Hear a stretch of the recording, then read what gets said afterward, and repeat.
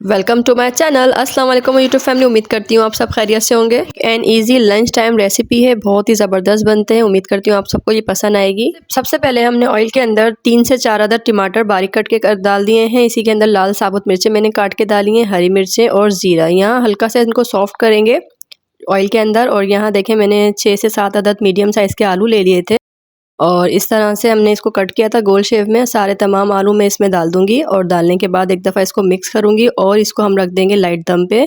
तो इसी के साथ हमने देखें यहाँ पर डाल दी हल्दी और सॉल्ट टू टेस्ट हमने शामिल किया है इसमें।